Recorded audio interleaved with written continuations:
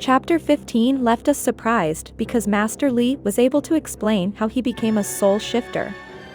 In a previous video, we had commented that he was most likely lying to discover to the queen that he really is a soul shifter. However, we found out that he is a soul shifter, but we found out that the confession was to confront the queen. Now, how do we understand all this from Master Lee? That's why today I'm going to talk about, how did Master Lee become a soul shifter? But first remember to subscribe to this channel and activate the notification bell to be among the first to see our content. When Master Lee is in the palace trying to help the king with his anxiety, he explains in detail how he became a soul shifter. He starts by saying that he was meditating for 100 days, and then we can see how Hyo-yeon found him dead. Quickly upon learning that he burned his body and tried to give him a good send-off. The question is how he managed to do that if he didn't have the ice stone. To begin with, Master Lee commented that he only temporarily transferred his soul to check if he had reached the Hwansu after his 100 days of meditation, but he noticed that his body was burning, so he entered another body. With this we can see that Master Lee did not intend to change the soul but only wanted to check if he had reached the Hwansu, but seeing that his body was burned and he could not return, he had to look for another body. The king told him that he thought soul shifters were monsters, but in his case he has gained youth and eternal life.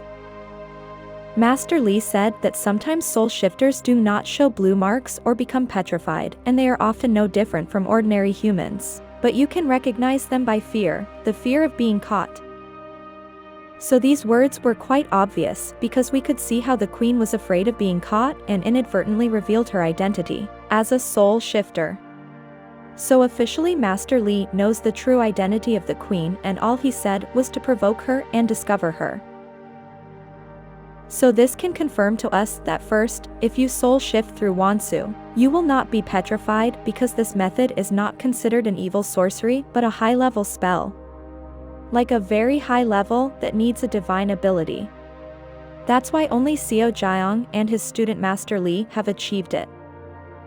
Secondly, we confirmed that if you change the soul and you have the ice stone with you or use part of the energy of the ice stone, you don't have the risk of becoming wild. So this can also confirm why Mutiok has not become wild, and at the same time it confirms that Boyeon's soul and Naksu live in the same body.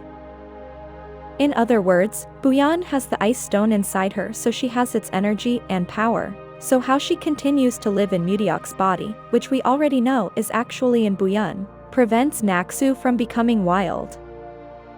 We can see that in each chapter some theories are confirmed, and at other times we understand things that were presented inconclusive. What do you think will happen with the queen? Will she be discovered, or will she manage to change her soul again?